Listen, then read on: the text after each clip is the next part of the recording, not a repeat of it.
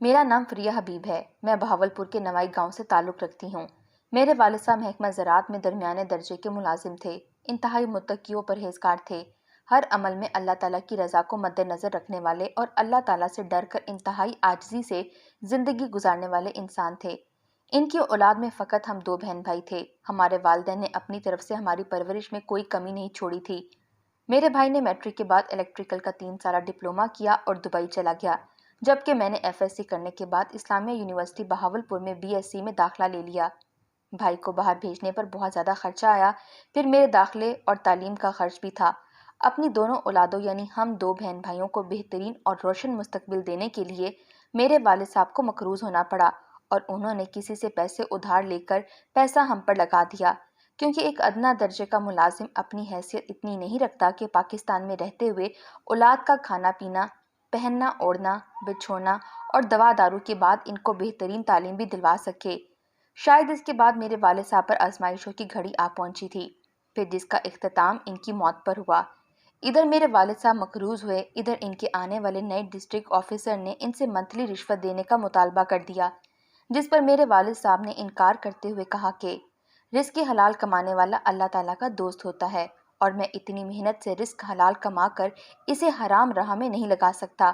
محنت سے کمائی گئی دولت سے میں جہنم کیوں خریدوں گا، کیونکہ حدیث شریف کا مفہوم ہے رشوت دینے والا اور لینے والا دونوں جہنمی ہیں۔ میرے والد صاحب چونکہ اس آفیسر سے بہت جونیئر تھے، لہٰذا میرے والد صاحب کے جواب کو محترم آفیسر صاحب نے اپنی توہین سمجھا، اور کچھ دن بعد ایک جھوٹ موٹ کا اپنا آدمی کھڑا کر کے میرے والد صاحب پر رشوت لینے کا الزام لگا کر انہیں معطل کر دیا گیا۔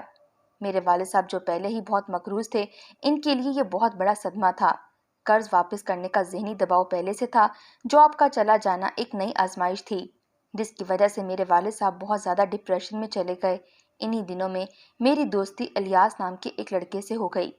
کسی بھی لڑکے سے یہ میری پہلی دوستی تھی، اور وہ بھی نئی، لہٰذا اس دوستی کی خوشی نے مجھے میرے والد صاحب سے توجہ ہٹا دی، اور مجھے والد صاحب کی ذہنی اذیت کی تکلیف کم اور اپنے دوست لڑکے سے بات کرنے میں سکون زیادہ ملنے لگا۔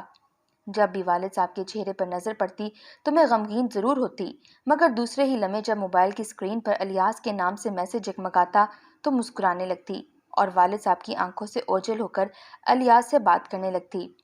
ابھی میرے والد صاحب جاب جانے اور قرض واپس کرنے والے معاملات میں ہی الجھے ہوئے تھے کہ وہاں دبئی میں میرے بھائی کا کسی سے جھگڑا ہوا اور ان کو پولیس نے گرفتار کر لیا۔ جب یہ خبر میرے والد صاحب کو پہنچی تو انہوں نے شدید صدمہ لیا، اور اسی رات ان کو فالج اٹیک آیا، جس سے ان کی ایک سائیڈ مکمل طور پر مفلوج ہو کر رہ گئی۔ میرے والد صاحب چلنے پھرنے اور بولنے سے قاصر ہو گئے۔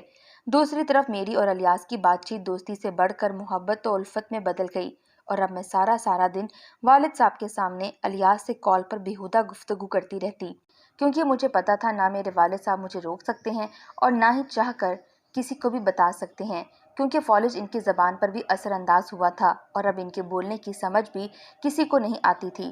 میں چونکہ ان کے پاس ہوتی تھی، لہٰذا ان کی آنکھوں کے اشاروں اور الفاظ کو ملا کر بات کا مطلب سمجھ لیتی تھی۔ میرے بھائی کو دبئی میں 6 ماہ قید اور پتہ نہیں کتنا جرمانہ ہوا۔ دوسری طرف الیاس نے مجھے اپنی محبت کے دام میں پھنسا کر جب مجھ سے گھر کے سارے حالات معلوم کر لیے تو اس نے مجھے میرے بھائی کے خلاف بھڑکانا شروع کر دیا، اور پھر باتوں میں مجھے میرے والد صاحب کے خلاف کرنے لگا۔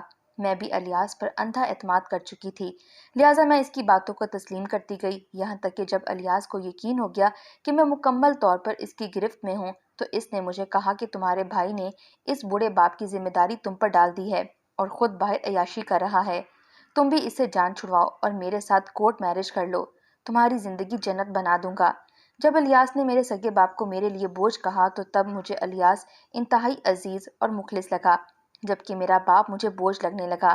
الیاس مجھے لگاتار ورغلاتا رہا اور ڈراتا رہا کہ تم بھائی کے آنے سے پہلے فیصلہ کر لو، ورنہ وہ آ کر تم سے تمہاری محبت اور خوشیاں سب چھین لے گا اور تمہیں عمر بھر پچھتانا پڑے گا۔ میں نے الیاس کی بات مان لی اور اس سے والد صاحب سے جان چھڑانے کا طریقہ پوچھا تو اس نے کہا کہ کھانے میں زہر دے دو۔ میں نے الیاس کے کہنے پر اپنے والد کو کسٹرڈ میں زہر ملا کر دے دیا، اور اس رات میرے والد صاحب کی موت کا تماشا دیکھنے کے لیے الیاس بھی میرے گھر میں موجود تھا۔ جب زہر نے اپنا اثر دکھانا شروع کیا تو میرے والد صاحب کو محسوس ہو گیا کہ ان کو زہر دیا گیا ہے۔ انہوں نے شکوہ کنہ اور تعصب زدہ نظروں سے مجھے دیکھا اور زور زور سے کھانسنا اور ابکائیاں لینا شروع کر دیں۔ میں نے اپنا دوپٹہ اتار کر الیاس کو دیا کہ میرے والد صاحب کی منہ پر باندھ دو تاکہ ان کی بلند آواز سے کھانسی سن کر آس پڑوس سے کوئی اٹھ کر نہ آ جائے۔ جب میں الیاس کو دوپٹہ پکڑاتے ہوئے یہ سب کہہ رہی تھی تو میرے والد صاحب میری طرف انتہائی غمگین نگاہوں سے دیکھ رہے تھے۔ انہوں نے ہاتھ کے اشارے سے مجھے اپنے پاس بلایا۔ چونکہ مجھے یقین تھا کہ میرے والد صاحب مجھے نہ کوئی سزا دے سکتے ہیں نہ میرا کچھ بگاڑ سکتے ہیں، لہٰذا میں بلا جھجک ان کے پاس چلی گئی۔ ان کے ٹوٹے پھوٹے الفاظ میں سے جو کچھ میں سمجھ پائی وہ یہ باتیں تھیں: بیٹی، میں اللہ تعالیٰ سے دعا کرتا تھا کہ یا اللہ مجھے اپنی آزمائشوں میں ثابت قدم رکھنا اور مجھے کسی پر بوجھ نہ بنانا۔ جب سے میں بستر پر لگا ہوں تب سے یہی دعا کر رہا ہوں کہ یا اللہ میرا ایمان سلامت رکھنا اور مجھے میری بیٹی کے لیے زیادہ بوجھ نہ بنانا۔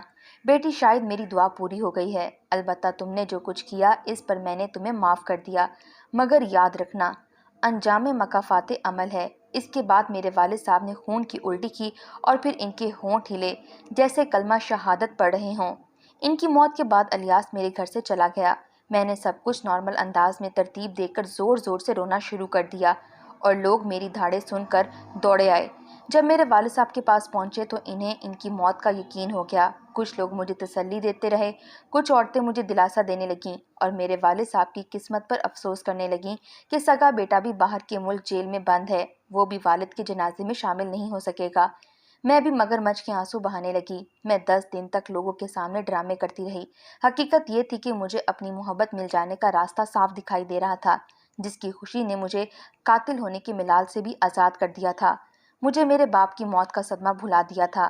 والد صاحب کی موت کے 10ویں دن میں الیاس کے ساتھ چلی گئی اور کورٹ میرج کر لی۔ شادی کے بعد الیاس کے گھر والوں نے مجھے قبول نہیں کیا، مگر الیاس میرے ساتھ رہا، یہاں تک کہ 3 سال بعد جب میں پہلی بار امید سے ہوئی تو میڈیکل چیک اپ پر پتہ چلا کہ میرے پیٹ میں موجود بچہ لڑکی ہے، جس پر میرے محبوب شوہر نے اسے صاف کروانے کا کہا تو میں نے انکار کر دیا۔ پہلے پہل وہ نرمی سے کہتا رہا، میں نہ مانی، پھر وہ بحث کرنے لگا، میں پھر بھی نہ مانی تو اس نے ہاتھ اٹھانا شروع کر دیا۔ میں نے پھر بھی ضد نہ چھوڑی تو اس نے کسی دوست کے ذریعے کسی پرائیویٹ ہسپتال کے ڈاکٹر سے میل ملاپ کر کے مجھے گھر میں بے ہوش کیا اور پھر راتوں رات ہسپتال لے جا کر بچہ ایبورٹ کروا دیا۔ میں بہت دن تک روتی رہی، مجھے بھوک تک نہیں لگتی تھی۔ 2-3 دن میرا محبوب مجھے کھانے پینے کا پوچھتا رہا، تیسرے دن اس نے پوچھنا چھوڑ دیا اور کہا کہ جب بھوک لگے گی کھا لینا۔ میں نے اس واقعے کے 1.5 ہفتے بعد پیٹ بھر کر کھانا کھایا، پھر آہستہ آہستہ نارمل روٹین میں آ گئی، مگر اس آنے کے بعد زیادتی بھی میرے محبوب کی تھی، اس کے باوجود وہ مجھ سے دور ہوتا گیا۔ جب دوسری بار میں امید سے ہوئی تو اس بار بھی لڑکی تھی، اس بار بھی الیاس نے ایبارشن کرانے کا کہا، مگر میں نے پھر انکار کر دیا تو پہلے کی طرح بات بحث مباحثے سے بڑھ کر جسمانی تشدد تک جا پہنچی۔ تو مجھے یقین ہو گیا کہ اب کی بار بھی الیاس سے جیت نہیں پاؤں گی، لہٰذا میں بہت بار مار کھانے کے بعد ہار مان لی، یہاں تک کہ تیسری بار جب میں امید سے ہوئی تو ڈاکٹرز نے بتایا اگر اس بار DNC ہوئی فریہ دوبارہ کبھی ماں نہیں بن سکے گی۔ میں نے اپنے شوہر کی لاکھ منتیں کیں مگر وہ نہ مانا اور اپنی ضد پر اڑا رہا کہ مجھے بیٹی نہیں چاہیے، یہاں تک کہ تیسری بار بھی میری DNC ہو گئی۔ جب میں فقط گوشت پوست کا ڈھیر ہو کر رہ گئی اور ماں جیسے عظیم رتبے پر فائز ہونے سے محروم ہو گئی تو الیاس کی مجھ میں دلچسپی بھی ختم ہو گئی۔ کچھ عرصے بعد اس نے مجھے طلاق دے دی اور مجھے مجبور کرنے لگا کہ تم میرے ڈیرے پر کام کرنے والے ملازم سے شادی کر لو، اس طرح جب کبھی میرا دل چاہے گا میں بھی تمہارا کر پا لیا کروں گا۔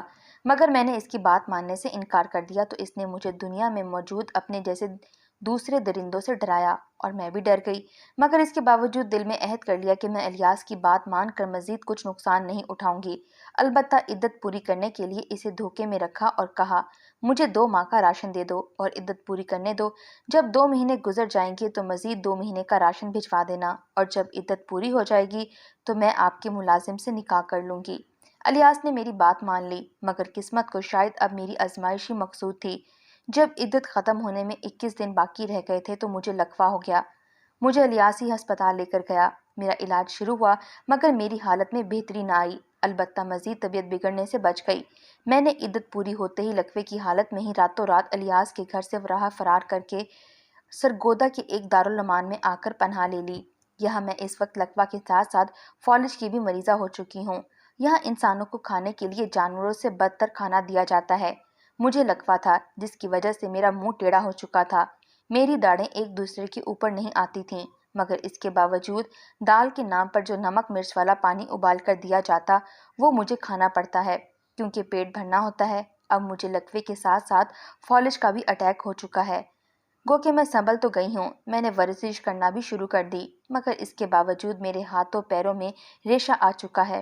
کئی بار میرے ہاتھ کانپنے کی وجہ سے چائے یا سالن زمین پر گر جاتی ہے تو دوبارہ نیا سالن نہیں ملتا، لہٰذا پیٹ کی بھوک مٹانے کے لیے میں روٹی کا نوالا کھانے کے بعد زمین کا گرا ہوا سالن انگلی کی مدد سے اٹھا کر منہ میں ڈالتی ہوں۔ اگر زمین پر گر جانے والا سالن زیادہ پتلا ہو، انگلی سے نہ اٹھ رہا ہو، تو روٹی ہی فرش پر رگڑ کر سالن پر لگا لیتی ہوں۔ میری ساتھی عورتیں مجھ سے اپنی آپ بیتی پوچھتی ہیں تو میں ان کو اپنے محبوب شوہر کے ظلم کی داستان سنا دیتی ہوں، کبھی نہیں بتاتی کہ میں نے اپنے سگے باپ کو غیر محرم کی محبت کی خاطر قتل کر دیا تھا، اور میرے باپ نے مجھے مرتے وقت معاف تو کر دیا، مگر یہ ضرور بتایا تھا کہ انجام مکافات عمل ہے۔